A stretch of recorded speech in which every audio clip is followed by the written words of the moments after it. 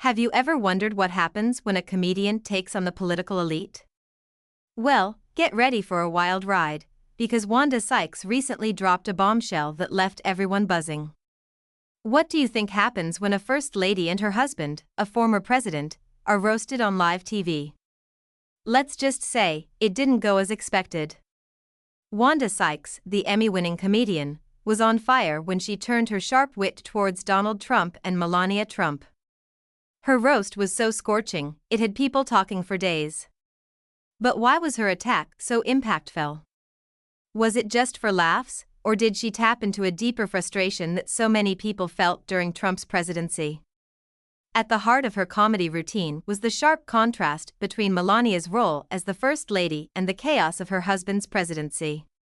Sykes didn't hold back, poking fun at Melania's awkward public appearances, especially her passive role beside Donald Trump.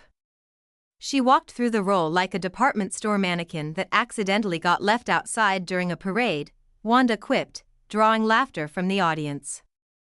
But behind the humor was a pointed critique of the First Lady's refusal to engage with the emotional and political turmoil of her husband's actions. It was as if Melania was a ghost haunting the White House, always standing off to the side, never really part of the storm she was meant to weather. The joke about Melania's infamous Christmas decorations was another highlight. Sykes humorously compared them to something out of a Tim Burton fever dream, calling them haunted and sponsored by the ghost of Christmas trauma. Yet, this wasn't just a playful jab, it was a symbol of how out of touch Melania seemed with the American people. While she claimed to advocate for kindness and anti-bullying, her actions, standing silently beside a president who embodied every bit of the bully she supposedly opposed, spoke volumes. And then there was the mystery of her accent. Over the years, Melania's accent seemed to thicken, almost as if it was an intentional character trait. By the end of Trump's presidency, her speeches felt like something out of a Cold War spy thriller. The fact that many of her speeches appeared to borrow from Michelle Obama's words without any acknowledgement only added to the intrigue.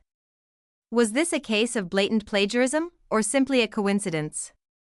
Either way, it didn't make Melania's time in the White House any less awkward. But it wasn't just Melania who was in the crosshairs. Wanda Sykes didn't stop there. No, she took aim at Donald Trump himself, the man whose ego seemed more fragile than a soap bubble in a hurricane. Trump's infamous inability to accept rejection, especially from his own wife, was another area that Sykes explored. She humorously described Melania repeatedly swatting his hand away, comparing his attempts at holding her hand to a desperate car salesman trying to make a sale. The audience erupted with laughter as they visualized this constant tug-of-war between the First Lady and her husband. It wasn't just the physical distance, but the emotional one that was so palpable. What about Trump's obsession with loyalty? Sykes didn't miss an opportunity to comment on this either.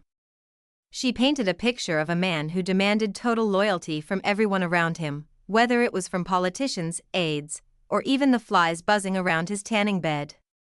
But when it came to his own wife, Melania looked like she was always planning her escape.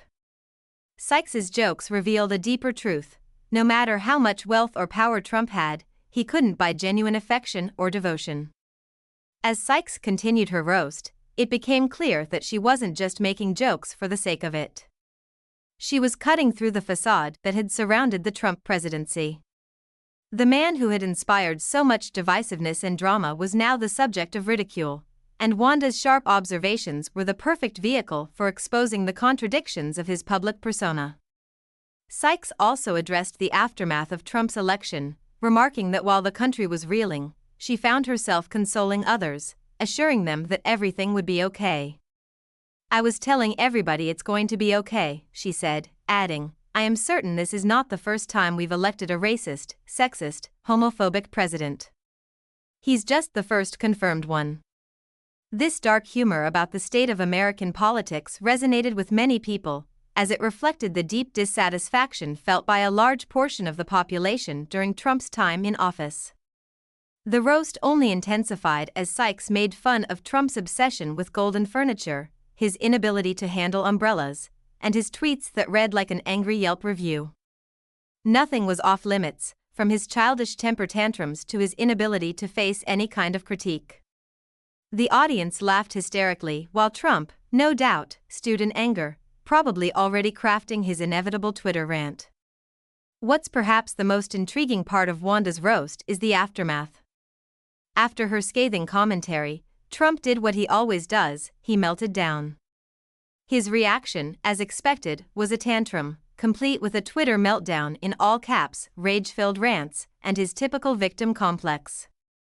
Meanwhile, Sykes remained unfazed, calmly cashing her check and sipping her tea while Trump and Melania battled it out in what could only be described as the world's most awkward marriage. Trump, ever the drama king, couldn't help but get the last word. He took to his favorite platform, Twitter, to lash out at Sykes, Melania, and anyone who dared to mock him. But Wanda Sykes, true to form, ignored the tantrum and carried on with her career.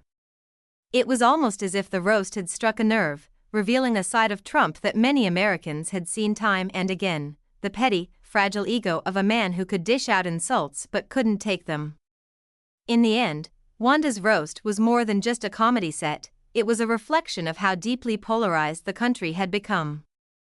Her jokes weren't just about the Trumps, they were a larger commentary on the political dysfunction, hypocrisy, and emotional toll that Trump's presidency had taken on the American public.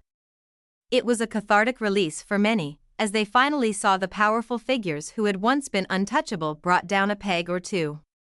What do you think? Was Wanda Sykes simply doing what comedians do best, or was there something more profound in her roast? Did it expose the cracks in the Trump administration, or was it just a chance to laugh at the absurdity of it all? Either way, it's clear that when it comes to Donald Trump, no one is safe from a good roast. And in the world of politics, sometimes a sharp joke can say more than 1,000 words.